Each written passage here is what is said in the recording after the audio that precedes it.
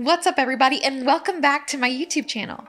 In today's video, we are going to talk about a few considerations before you leave your job, especially in this economy. Now, some of you over on Instagram have DM'd me with different notes talking about how you are overwhelmed, you're feeling unfulfilled, and you want to know when's the right time to leave your job because you've been thinking about it, but you're not sure. So I decided to make this into a YouTube video so that you watching and the people over on Instagram who've messaged me can all benefit from this kind of conversation. So if this interests you, make sure you keep on watching and watch to the end because I've got additional resources for you to dive into.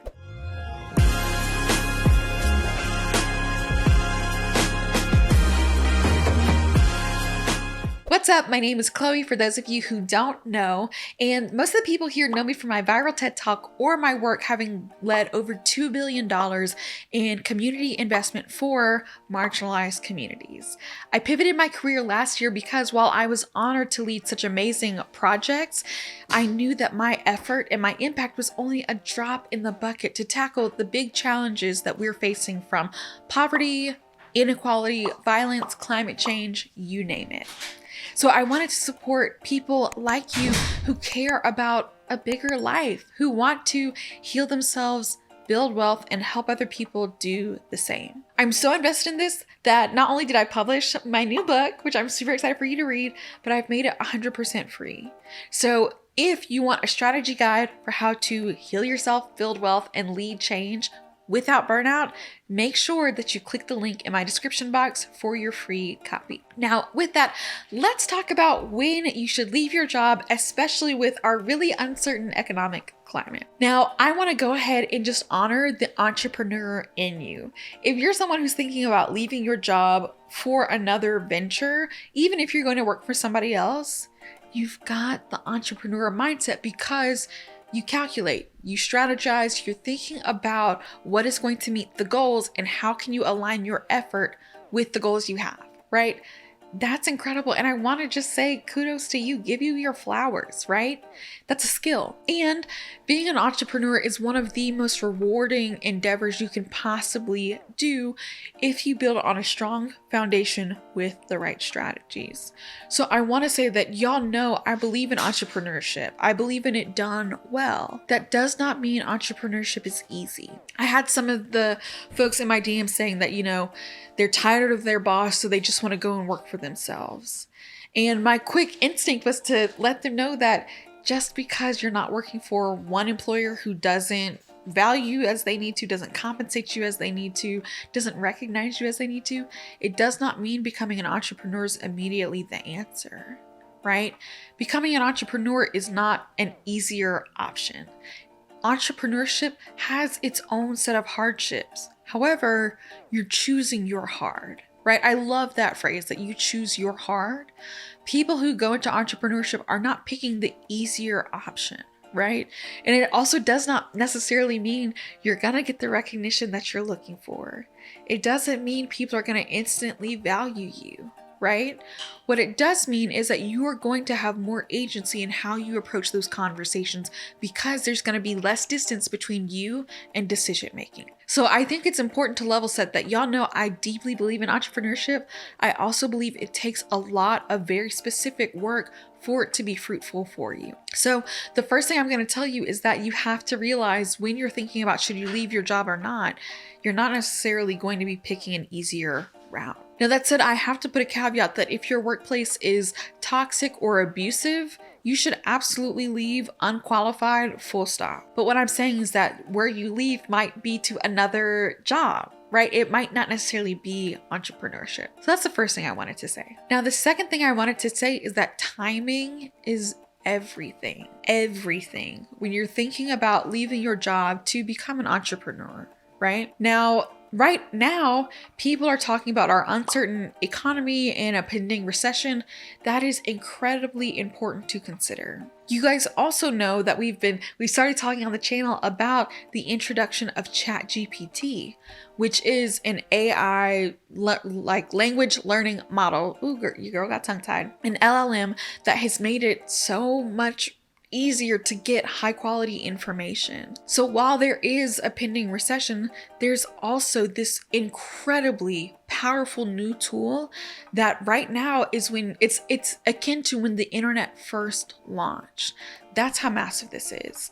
When the internet first launched, those people who capitalized on that timing turned into Google, turned into Meta, turned into Amazon, right?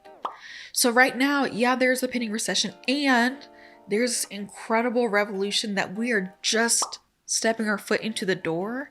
And so timing is a bit complicated right now. You know, if ChatGPT hadn't done what it's done, then as we're heading into a recession, I'd be much heavier on telling you to think very critically about, how much you save, how much you wait, how long you can wait it out, while experts are figuring, not just experts, while you're also figuring out what does your situation look like, right? And what job opportunities are going to be available. But at the same time, because we do have this other huge variable to include in your calculations, I want you to think about this in a more complex way. And with this, I want to give you a few entrepreneurial tips to help you decide, should you leave your job now, or are there a few things you need to take care of first? So the first thing I'm going to tell you is that fear should not be a part of the equation. And now I know you're going to look at me like, sis, didn't you just talk about a recession that's pending? Yeah, I did. But recessions can oftentimes be some of the best seasons for you to prepare to launch your business. And here's why. In a recession, and honestly, even not in a recession, the best investment you can make is in yourself. So many people see a recession come and they freak out. They go straight deep into scarcity mode, pinch every penny, get really, really tight with it. And I'm not saying that you should ever be financially risky. That's not what I'm saying. But I am saying that in a recession, make sure that your focus is being stable financially, but exponentially growing your skill set. This is a time to invest in you, into up-leveling. It's not the time to panic. It's the time to make sure you're doubling down on how much value you're able to offer. When you double down on how much value you're able to offer through your skill set, through your disposition, through your leadership, even when certain jobs go away, your talent is going to increase in value. So let's say your position gets eliminated, but you have a stronger skill set. It's going to be much easier for you to go and get another job, right? Let's say that you take this time to double down on your skill set and you realize you outgrow the position you're in and you have enough skills and support to go and launch that business. Amazing, right? And in a recession, eventually inflation in the housing market, they do right size, right? Economies, they shrink and they expand, right? That is normal economic activity.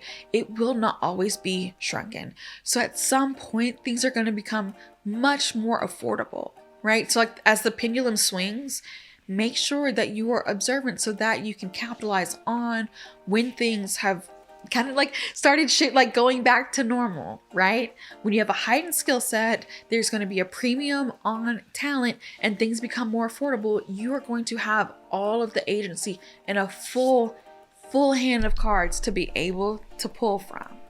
In a recession and doubling down on investing in yourself, this is a great time to learn things that are on the horizon, like AI, like ChatGPT, like entrepreneurship, like trauma healing, like how to lead change in your community without harming your community first, right? There are big bodies of knowledge that need your attention, especially as a modern day leader. So see this time right now, even if you choose not to leave your job, as a time to invest in yourself. Now, I know the purpose of this video is focusing on when should you leave your job. So I want to make sure that when we think about timing, we do circle back to the thought of, okay, there are big economic influences, both potential superpowers that we have access to and a shrinking economy that we fear may go into a recession. These are things you need to put into your calculus with your financial position. The reason I can't give you just a yes or no answer is because everybody's financial position is different, right? I want you to have the tools to understand what you need to factor in to your own financial picture, because also your risk tolerance is different than mine, right? Like, or maybe it's not, but I don't know that. So I want you to have the principles and the influences or variables that you need to focus on in your decision making. So timing is absolutely one of them. Another one of them is obviously, like, do you have people that depend on you? And do you have another source of income to make sure that your responsibilities, even if it's not dependence, do you have a safety net, right? So do you have a multi-income household? Do you have savings stacked up? Can you access capital through a loan or some other means, right? Obviously ethical and legal. I'm not going to tell you otherwise on this channel, but do you have a safety net with which, if your entrepreneurial endeavors don't pan out, are you still going to be safe, right? Even if they do pan out along the way, are you going to maintain a sense of stability? The reason this is so important is because you cannot design your best business, or what am I trying to say? Innovation. You cannot innovate at your best if your nervous system is in fight or flight, right? I know they say that hardship or necessity is the mother of all innovation, but there's a fine line between necessity and abuse, or necessity and trauma. Like, there's a fine line, and I don't want you to be in the survival mode. I want you to have your base needs taken care of so that you can build with freedom, right? In the design principles of what you build with, having freedom and having an abundance mindset is going to be the difference between you just scraping by or you being wealthy. And I'm here to teach you how to be wealthy. I'm not here to teach you how to scrape by, okay? So we have to make sure that you have some kind of safety net.